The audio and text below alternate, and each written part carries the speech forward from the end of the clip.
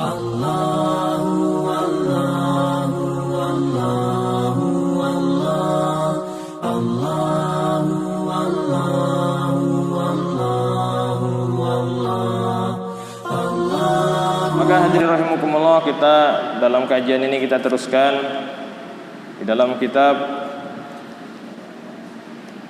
Tawa'ul Qulub bi aqawilil ulama, yaitu penawar hati dengan menggunakan ataupun dengan menguraikan beberapa pendapat para alim ulama. Abu Sulaiman mengatakan, bapak sekalian, bahwasannya likulli syai'in sada'un wa sada'u nuril qalbi sab'ul batni. Abu Sulaiman mengatakan bahwasannya segala sesuatu itu akan berkarat, akan menjadi kotor, akan menjadi rusak. Ya, kenapa? Karena dunia ini pada dasarnya adalah fana. Jangankan yang lain, bahkan dunia yang kita tinggal ini akan hancur. Kullu man 'alaiha fan. Segala apa yang ada di dunia ini akan hancur, akan rusak. Jadi yang tidak akan rusak adalah zat Allah Subhanahu wa taala. Wa yabqa wajhu rabbika dzil jalali wal ikram. Yang hanya tidak rusak, yang hanya kekal adalah Allah. Maka di sini disampaikan likulli syai'in sada'un. Jadi segala sesuatu itu akan berkarat, akan menjadi rusak, akan menjadi kumal. Wa sada'u nuril qalbi, dan rusaknya ataupun pudarnya cahaya hati. Sab'ul batan, disebabkan apa? Disebabkan perut yang kenyang. Masyaallah.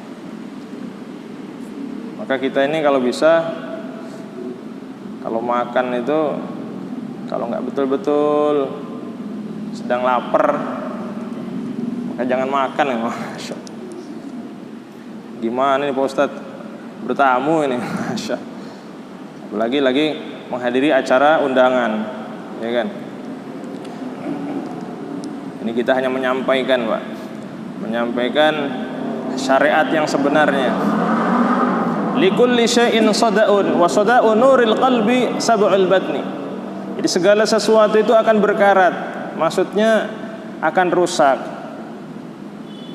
akan menjadi binasa. Wa sada'u nuril qalbi, dan pudarnya cahaya hati ataupun rusaknya nur yang ada dalam hati seseorang, salah satu wasilahnya adalah dengan mengenyangkan perut, Pak.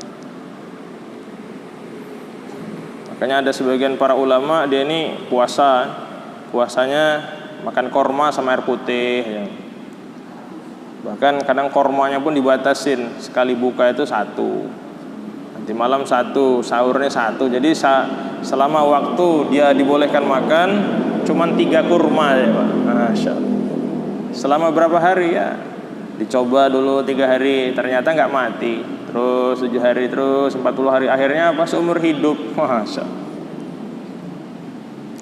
Maka hadirin rahimakumullah, ketika seseorang mampu semaksimal mungkin untuk melakukan 2 perkara, al-imsak, yaitu apa?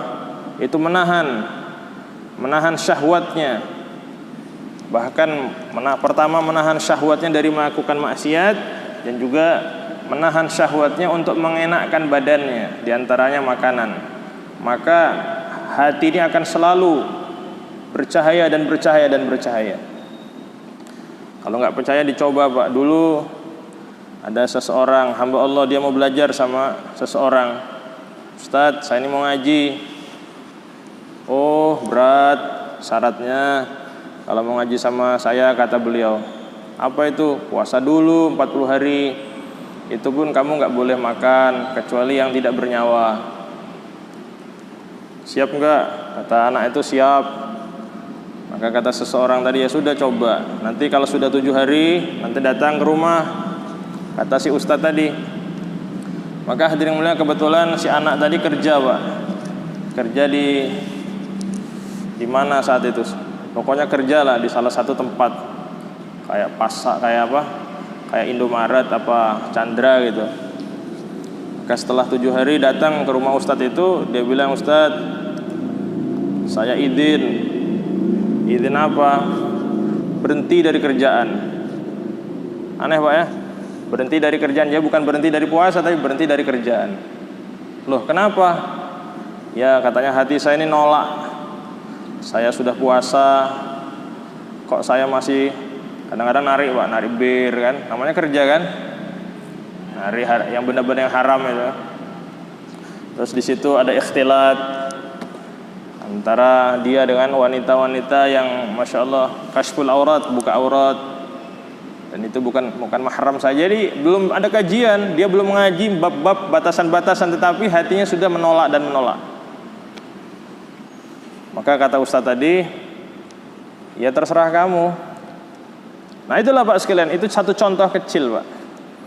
Jadi semakin seseorang ini mujahadah dalam menjalankan satu amal, maka amal itu akan melahirkan nur. Akan apa? Melahirkan nur. Tapi kalau amal itu tidak dilakukan dengan mujahadah, yang penting sholat, yang penting wirid, pokoknya yang penting daripada enggak zikir gitu ya, daripada enggak sholat, maka sholat itu sekedar saja. Sekedar apa? Nah, sekedar menutupi kewajiban, tidak akan melahirkan nur. Bahkan nurnya itu bukan nur apa? Bukan nur putih, tapi nurnya nur dzulumat, nur kegelapan. Bahkan akan muncul nanti perasaan, saya ini sudah sholat. Melihat orang nggak sholat, waduh, fulan itu nggak sholat. Nah, jadi bisikannya beda malah Pak, paham ya? Nah, itu salah satu pengalaman yang pernah kami dapatkan dari beberapa guru-guru.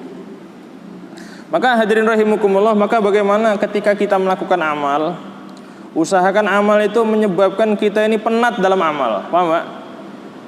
Contoh Bapak sholat, coba 100 rakaat itu, sholat sunnah itu. Nggak hafal Ustaz, saya nggak hafal Quran, yuk baca surat Al-Ikhlas. 1 rakaat itu mungkin baca 3 kali, rakaat kedua 3 kali, terus 3 kali pokoknya. Jadi 3 kali berapa Pak? Kali 100 berapa? 300 ya kan? Nah, coba target selama 3 hari, maka nanti akan mengalami satu hadiah dari Allah, yang mana di situ, yang mana hadiah itu tidak akan didapatkan kecuali orang-orang yang melakukan mujahadah. Jadi nggak semua orang dapat Pak. Saya punya kawan fulan sudah tua, itu cerita kemarin, karena dia dekat sama saya, itu sholat sunnah 400 rakaat. Berapa? 400 rakaat. Dari mulai jam-jam 8 sampai mendekati subuh. Saya tanya, capek nggak Pak Haji? Enggak. Enggak capek Pak. Kita sudah tidur Pak ya, jam 9, bangunnya setengah 4, 2 rakaat aja berat. Ya Pak ya, berat banget. Nah itu. Maka hadirin rahimakumullah, maka kita belajar Pak, ketika kita dapat taufik dari Allah, kemudahan untuk melakukan satu amal, target melakukan amal itu dengan mujahadah. Nah, kalau amal dengan mujahadah kita buat, maka nanti akan melahirkan amal. Jadi beranak lagi amal itu. Nah, tetapi ketika kita melakukan amal tanpa dengan mujahadah, maka nanti akan keluar dari mulut-mulut kita, sholat nggak sholat sama kok. Nah, paham ya? Seperti itu, ngaji nggak ngaji sama. Akan datang kepada kita kepenatan, kejenuhan dalam amal. Nah, itu sudah menjadi kelumrahan Pak. Keumuman di dalam amal ketika seseorang tadi tidak melakukan amal dengan mujahadah. Maka kita hari ini buat target Pak, melakukan amal dengan mujahadah insyaallah. Sama juga dalam makan.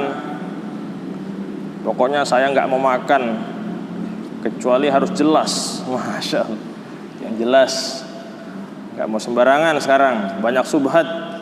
Maka itu namanya mujahadah. Walaupun secara umum karena nggak tahu nggak apa-apa. Nah, tetapi hadirin mulia, kembali kepada definisi yang kita pernah pelajari, namanya thariqah. Apa itu thariqah? Ittiqa'u syubhat wa bu'du 'anil muhallakat. Itu ittiqa'u syubhat, yaitu menghindari yang subhat. Wa bu'du 'anil muhallakat, dan menjauhkan sesuatu yang menghancurkan. Apa yang dihancurkan? Pikir kita. Pikir kita tadinya bagus, gara-gara makanan menjadi biar. Nah, demikian pula hati kita yang tadinya bagus, niatnya, semangat ibadahnya, tapi gara-gara makanan menjadi biar. Nah, menjadi apa? Rusak lagi. Disebabkan apa? Makanan yang tidak terjaga. Kemudian selanjutnya di sini disampaikan ta'ahadun nafsi fi thalathatil mawadi'. Nafsu itu Pak sekalian ataupun jiwa dapat dijaga ataupun terkontrol pada 3 keadaan, pada 3 tempat. Fi thalathati mawadi'. Qala al-Hatim, Hatim berkata, Hatim ini termasuk ulama sufi di zaman beliau.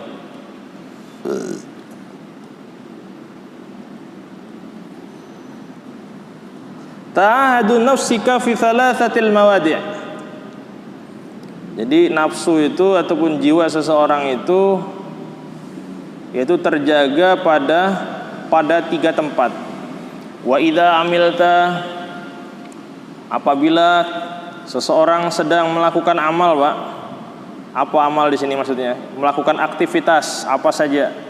Baik aktivitas berhubungan dengan dirinya, baik berhubungan dengan anaknya, baik berhubungan dengan keluarganya, baik berhubungan dengan bosnya, baik berhubungan dengan anak buahnya, baik berhubungan dengan Allah, baik berhubungan dengan pemimpinnya, baik berhubungan dengan rakyatnya, baik berhubungan dengan siapa saja.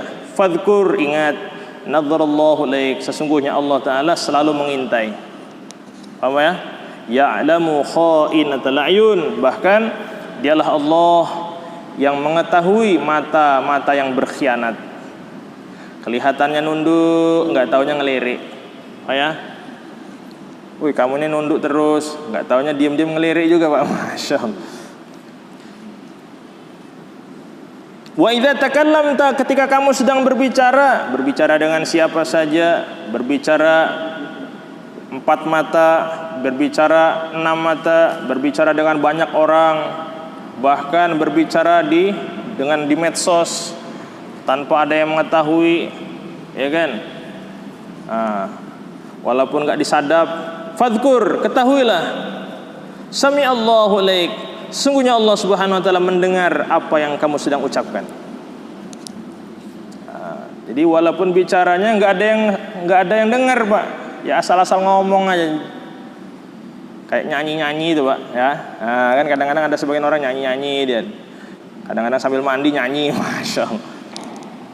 Maka ketahuilah, kata Hatim, fadhkur sami Allahu ilaik, sesungguhnya Allah Subhanahu wa taala mendengarkan apa yang kamu sedang ucapkan.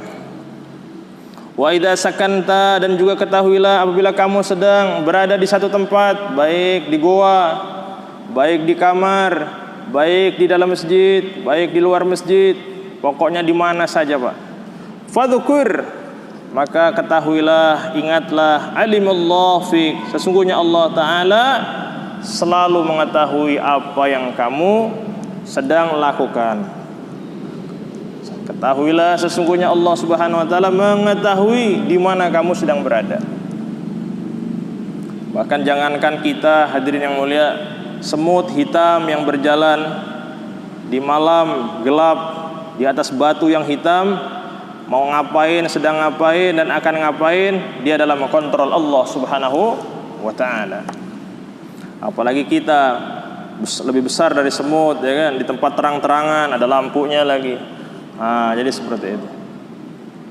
Maka hadirin rahimakumullah, maka hendaklah mulai dari saat ini, mulai dari jam 6:30 ketahuilah di mana kita sedang berada, bersama siapa kita sedang berbicara, bersama siapa kita sedang ada, dan di waktu apa kita sedang ada. Ketahuilah, sesungguhnya semua itu nanti akan dipertanggungjawabkan di hadapan Allah Subhanahu wa ta'ala.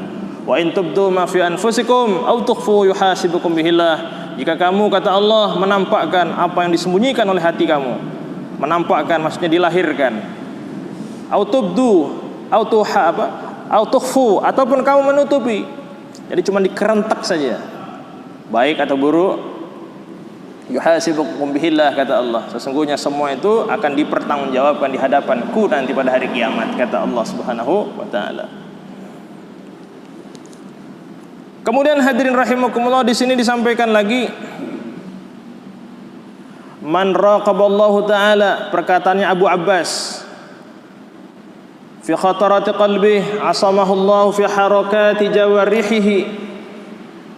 Jadi barang siapa takut kepada Allah dalam urusan hatinya, jadi dia tuh takut keadaan hatinya ini, bukan mata lagi Pak, bukan telinga lagi, bukan kemaluan lagi, bukan kedua kaki lagi, bukan tangan lagi, tapi hatinya. Barang siapa takut atau khawatir dalam urusan getaran hatinya, asamahullah fi harakati jawarihihi, maka hadirin rahimakumullah, di sini disampaikan maka Allah Ta'ala pasti akan menjaganya dalam seluruh gerakan anggota badan-badan yang lain. Maka Allah Ta'ala akan menjaga matanya, Allah Ta'ala akan menjaga lisannya, Allah Subhanahu Wa Ta'ala akan menjaga hidungnya, Allah Ta'ala akan menjaga kedua telinganya, Allah Ta'ala akan jaga kemaluannya, Allah Ta'ala akan menjaga kedua kakinya. Bahkan apa yang masuk ke dalam lambungnya pun Allah Ta'ala akan jaga. Semua steril daripada bermaksiat kepada Allah Subhanahu wa ta'ala. Sehingga Nabi mengatakan, ala inna fil jasadi mudghah, ketahuilah sesungguhnya di dalam jasad ada segumpal daging. Wa idza saluhat, apabila segumpal daging itu baik, saluha jasadu kulluh, apabila segumpal daging itu baik, maka yang lain akan menjadi baik. Maka matanya akan lurus dalam melihat, demikian pula hidungnya pun akan lurus dalam mencari bau-bauan, demikian pula lisannya juga lurus dalam berbicara, demikian pula kedua telinga sampai kedua kakinya. Wa idza fasadat, apabila segumpal daging itu rusak, kata Nabi, fasada jasadu kulluh, maka yang lain pun menjadi rusak. Maka lisannya rusak, walaupun ya kan, walaupun di dalam masjid, walaupun di dalam majlis. Demikian pula hadirin mulia, kedua kakinya, demikian pula yang lain-lain. Ala, ketahuilah, ala inna ala wahiyal qalbu, ketahuilah bahwasannya segumpal daging itu adalah hati. Paham ya? Maka hadirin rahimakumullah, maka penting bagi kita untuk selalu khawatir dalam urusan hati juga. Jadi bukan hanya urusan yang lain, tetapi hati kita takut amal yang kita buat ini tidak ikhlas, takut salat kita ini penuh dengan ketidakkhusyuan, sehingga karena kaifiatul qalb ini sering berbulak-balik, sehingga dia pikirkan bagaimana lurus. Maka cara meluruskannya kemarin kita sudah belajar Pak ya. Mendisiplinkan pertama adalah dengan membaca Al-Quran. Nah sekarang kita lihat, kita nggak salah-salah, cita-citanya bagus, bahkan dalam membersihkan hati ini punya guru banyak sekali, tapi nggak pernah baca Quran. Sama aja Pak. Jadi Quran ini adalah asas untuk menjadikan kita ini menjadi orang yang bagus. Jadi kita disiplinkan diri kita dalam membaca Al-Quran. Jadi bukan hanya ketika diundang Yasin baru baca Quran. Nah, kebetulan nggak ada yang meninggal kampungnya, ya nggak pernah baca Quran akhirnya kan. Nah itu. Nah, kedua apa? Melazimkan puasa sunat. Nah, bagaimana kita latihan? Saya juga niat, bapak-bapak juga niat, insya Allah puasa sunnah. Kemudian juga melazimkan apa? Melazimkan mendirikan qiyamul lail. Di malam hari kita bangun Pak, salat sunnah panjang-panjang, berdoa memohon kepada Allah panjang-panjang, baca Quran panjang-panjang, zikir panjang-panjang, sholawat panjang-panjang. Itu melakukan qiyamul lail. Fa innahu da'bus salihin, kata Nabi dalam Sahih Muslim. Karena sesungguhnya qiyamul lail adalah kebiasaan wali-wali Allah. Jadi kalau kita mau menjadi wali, maka kita harus melazimkan mendirikan qiyamul lail. Walaupun gurunya ABCD semua itu kiai-kiai, abuya-abuya itu guru kita nggak pernah tahajud, maka nggak ngaruh Pak. Maka di samping kita punya guru kan, kita bagus berguru dengan banyak para ulama, para habaib, para salihin, maka salah satu untuk membuat kita semakin lurus adalah melazimkan mendirikan qiyamul lail. Di sampingnya apa lagi kemarin Pak? Kemudian melazimkan selalu duduk di majelis-majelis ilmu. Wah, tahajudnya bagus ya kan, puasanya, tapi ada majelis pulang terus ya kan. Nah, kecuali ada udzur Pak, kebetulan sakit perut, kebetulan istrinya ada udzur, udah janjian, kebetulan anaknya kecil. Pokoknya jangan sampai tanpa udzur. Dan majelis taklim bukan di sini saja, banyak di masjid-masjid, boleh dicari Pak ya. Nah, di Masjid Al-Manan, mungkin di masjid mana lagi, dan seterusnya dan seterusnya. Bahkan kalau bisa setiap kita bersinggah di mana di situ masjid, kita tanya sama orang lamanya, Pak di sini programnya apa? Oh ini. Oh, sambil bawa buku Pak, nah, catat. Oh malam Senin programnya di masjid ini. Sehingga dikala kita kebetulan pada waktu itu kita ada kosong, kita berusaha untuk mendatangi masjid-masjid tersebut, insyaallah. Kemudian hadirin rahimakumullah, selanjutnya apa jemaah sekalian? Di sini disampaikan bahwasannya lil qalbi sitatu asya. Jadi hati ini memiliki 6 keadaan. Ada berapa Pak? Ada 6. Yang pertama adalah al-hayat, yaitu hidup, hati yang hidup. Bagaimana itu? Yang kedua adalah maut, itu hati yang telah mati. Yang ketiga apa? Sihat, itu hati yang sehat. Kemudian yang keempat adalah sakmun, yaitu hati yang sedang sakit. Yang kelima apa? Yaqdhah, hati yang bangun, yang hadir, yang peka. Kemudian yang selanjutnya, yang keenam adalah naum, yaitu hati yang tertidur, hati yang sedang tidur. Wa amma hayatul qalbi al-hadiyu. Adapun hati yang hidup itu bagaimana? Hati yang selalu mendapatkan hidayah dari Allah. Jadi asbabul wurudnya hidayah bagi kita, apa saja kita buat, sebab-sebab datangnya hidayah, datangnya petunjuk dari Allah. Salah satunya apa? In tuti'uh tahtadu, kata Allah. Jika kamu ikut jalannya Nabi Muhammad, kamu pasti mendapatkan petunjukku, kata Allah. Maka jangan kita kecilkan sunnah-sunnah Nabi Pak. Bahkan kita belajar karena itu sunnah, kita mau amal. Paham ya? Hari ini kan kita karena itu sunnah, kita tinggalkan. Nah, tapi kan gak wajib Pak Ustadz. Iya sih gak wajib, ya kan Pak ya? Nah, bagaimana kita memahami sunnah itu Pak? Sebagaimana orang-orang dahulu, sebagaimana para sahabat radhiyallahu anhum. Bahkan ketika Rasulullah telah meninggalkan dunia, para sahabat berlomba-lomba mencari sunnah yang mana mereka belum buat. Siapa di antara mereka adalah Abu Bakar As-Siddiq radhiyallahu anhu. Bertanya kepada putrinya, bertanya kepada istri Nabi Muhammad SAW, itu Aisyah radhiyallahu anha. Wahai putriku, adakah satu sunnah, satu kehidupan, satu kebiasaan yang kekasihnya Allah, yaitu Nabi Muhammad SAW dikala beliau masih hidup, beliau telah buat, sedangkan aku sampai hari ini, sampai saat ini belum buat. Ditanya, kemudian dijawab, oh ada ayah, di sana ada wanita Yahudi yang sudah tua, Nabi selalu datang membawa makanan untuk dihadiahkan kepadanya. Ayah sampai hari ini belum buat. Subhanallah. Akhirnya apa?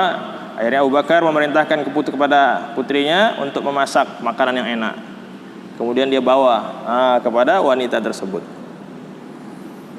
Maka hadirin rahimakumullah, hari ini salah satu wasilah agar kita mendapatkan petunjuk dari Allah Subhanahu wa taala adalah cinta kepada kehidupan Nabi Muhammad sallallahu alaihi wasallam. Jadi mempelajari sunnah-sunnah Nabi. Bagaimana sunnahnya Nabi yang ada di toilet, bagaimana sunnahnya Nabi yang ada dalam makan, bagaimana sunnahnya Nabi yang ada di dalam masjid, bagaimana sunnahnya Nabi ketika ada dalam kendaraan. Jadi bukan hanya kita sedang sholat, sunnah sholat itu apa? Bukan. Jadi sunnah ini ada 24 jam. Bahkan dari mulai lahir Pak, sampai besok mau mati, itu ada sunnahnya Nabi semua. Kemudian hadirin rahimakumullah, selanjutnya apa? Selanjutnya adalah mautul qalbi, yaitu hati yang telah mati. Nah, hati yang telah mati di sini adalah ad-dhalalah, berjalan dalam kesesatan. Sehingga kebiasaan ketika seseorang berada dalam kesesatan, hadirin rahimakumullah, dalam kesesatan, maka dia keras. Maka dia apa? Dia keras. Dia enggak siap menerima kritikan.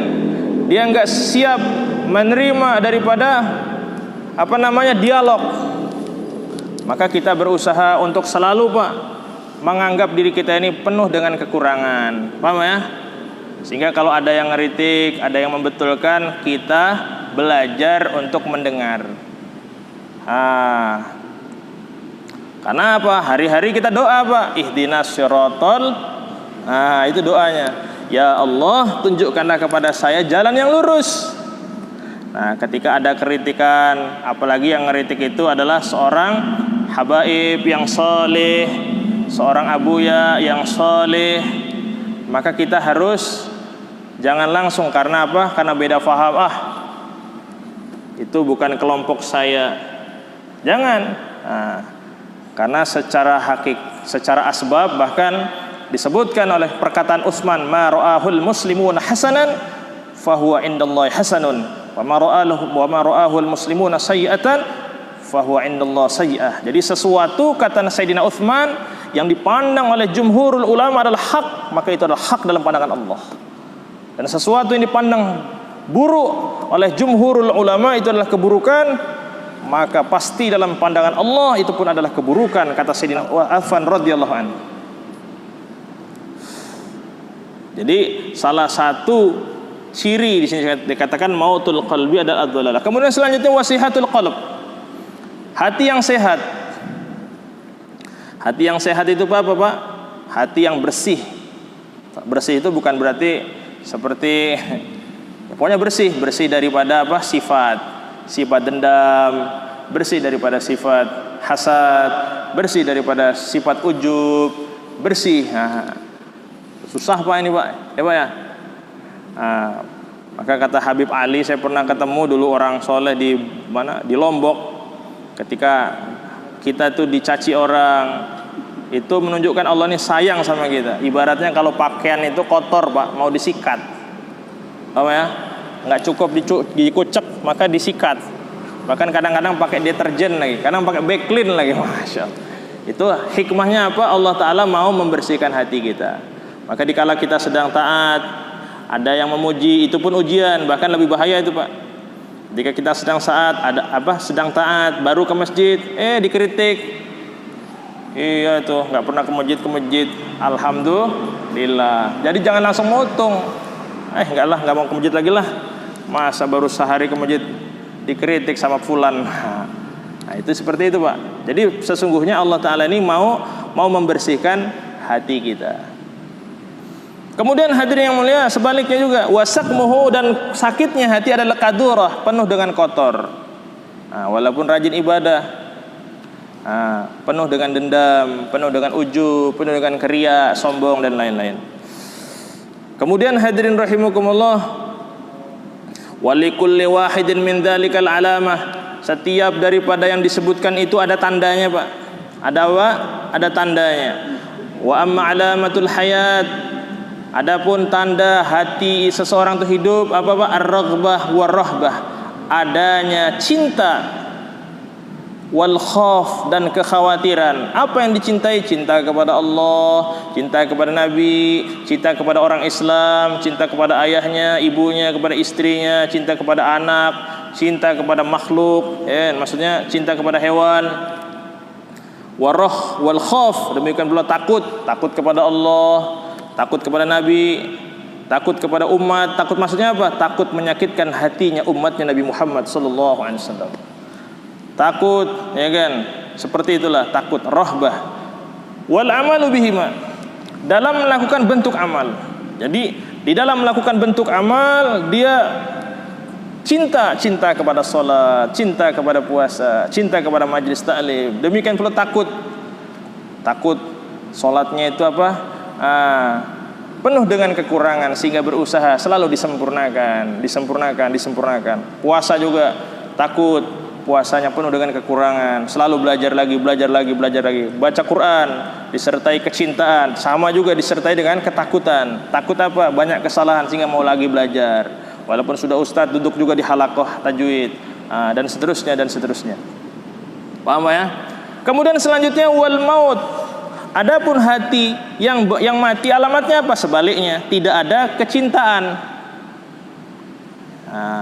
Cinta. Salat ya biasa, hampa itu. Demikian pula nggak ada takut. Yang penting salat. Daripada nggak salat, itu menunjukkan apa? Hati itu sudah mati.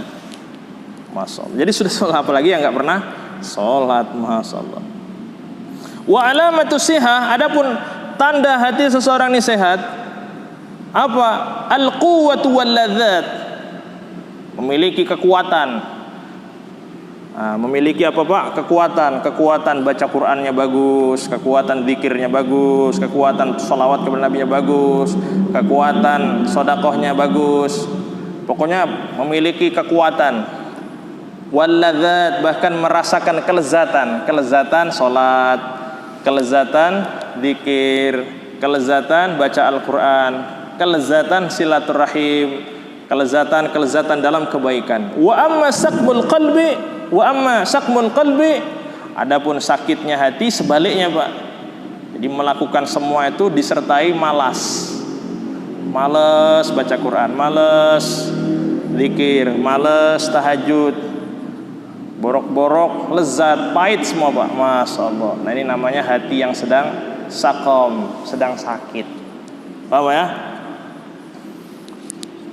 Jadi seperti wa amma alamatul yaqdha, adapun hati yang peka, bagaimana? Wasam wal basar, selalu mau mendengar, berusaha mencari kekurangan dalam ibadahnya, dalam ketaatan, wal basar, dan selalu melihat.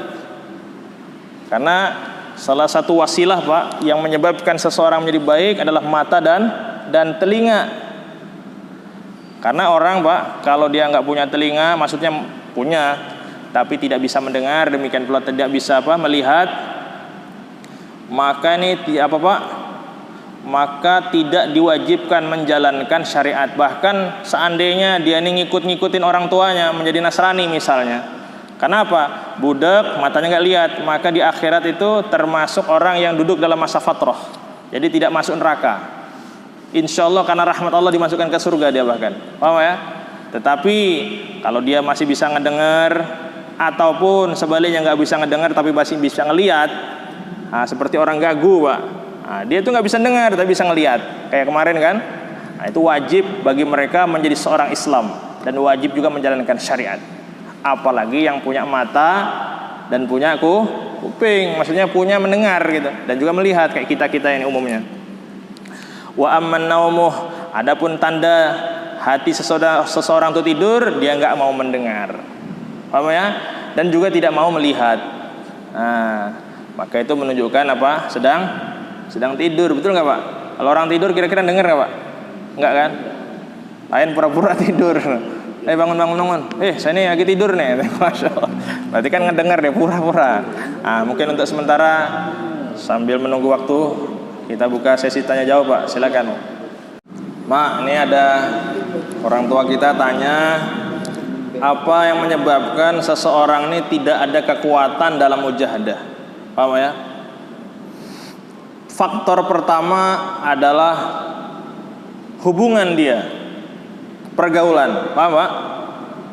Kalau hubungannya, kawan-kawannya orang-orang kuat, orang-orang yang rajin ibadah, saya aja Pak, kadang-kadang keseberang atau tempat Abah Yai Mufasir, nggak pernah dia nyuruh puasa, tiba-tiba ada keinginan mau puasa Daud. Itu barokahnya duduk bareng aja Pak. Paham ya? Itu salah satunya. Jadi artinya perkawanan ini ngaruh. Kalau kita kumpulnya sama orang-orang jauh dengan agama, walaupun sebelumnya sudah rajin, maka pelan-pelan luntur Pak semangat itu. Itu ngaruh. Kemudian juga memang dasarnya nggak ada niat. Walaupun rajin ke masjid, kalau nggak niat nggak bisa. Kenapa? Ke masjidnya buang air kecil. ya kan? Ataupun nganter, tulan Mas Agus pesen nasi bungkus, Pak Haji minta 10 nganter kan ke masjid juga kan ya? Nah itu. Maka hadirin rahimakumullah, pertama memang salah satu, karena Rasulullah sendiri mengatakan al-mar'u ala dini khalilih. Jadi seseorang ini akan terbentuk, ya kan, jati dirinya tergantung apa? Siapa yang bersahabat dengan dia, siapa yang berkawan dengan dia. Falyanzur ahadukum ala man yukhallil, kata Nabi. Maka hendaklah seseorang itu selalu mengawasi bersama siapa dia sedang berada. Jadi seperti itu. Itu asas pertama, Pak. Kemudian juga ya keinginan yang kuat. Itu wasilah awal-awal. Lain halnya kalau orang sudah kuat, dia bergaul dengan siapa aja boleh, tapi ingat, bukan basa-basi, tetapi karena amar ma'ruf. Contoh, bapak-bapak, diantara bapak-bapak datang kan ke majelis-majelis maksiat, orang judi, tapi niatnya apa? Untuk amar ma'ruf, mengajak mereka kepada sholat, seperti jamaah tablik, ya Pak ya. Kadang-kadang masuk dia, orang lagi main biliar, masuk dia, assalamualaikum, ngajak sholat, maka insya Allah tipis untuk terpengaruh. Kenapa? Karena dasarnya adalah mengajak mereka kepada al-ma'ruf, sesuatu yang ma'ruf. Nah, tapi kalau cuma datang, ngapain kamu? Iya, nggak enak kalau nggak kumpul sama mereka. Nanti apa kata tetangga? Nah, kan ada gitu Pak ya. Nah, pelan-pelan, nah, kita akan jadi mereka. Jadi seperti itu. Cukup Pak ya. Alhamdulillah Pak sekalian, kita syukur kepada Allah Subhanahu Wa Taala telah diberikan taufik untuk sama-sama thalabul ilmi. Sebagian para ulama mengatakan sampainya amal ini, Pak, amal thalabul ilmi ini apabila kita amalkan. Paham Pak? Nah, jadi kita kan kadang ada duduk cari pahala. Nah, betul, malaikat akan mencatat, tapi nggak sampai kepada Allah. Maka untuk menyampaikan sampai kepada Allah Subhanahu Wa Taala, amal kita ini kita niat yang kira-kira, ya kan, apa yang kita dengar ini adalah benar. Kita niat, terutama saya pribadi yang menyampaikan. Kita niat untuk sama-sama mengamalkan, insyaallah. Subhanallah wa bihamdihi, subhanaka Allahumma wa bihamdik, asyhadu an la ilaha illa anta, nastaghfiruka wa natubu ilaik. Wa nafu minkum. Wassalamualaikum warahmatullahi wabarakatuh.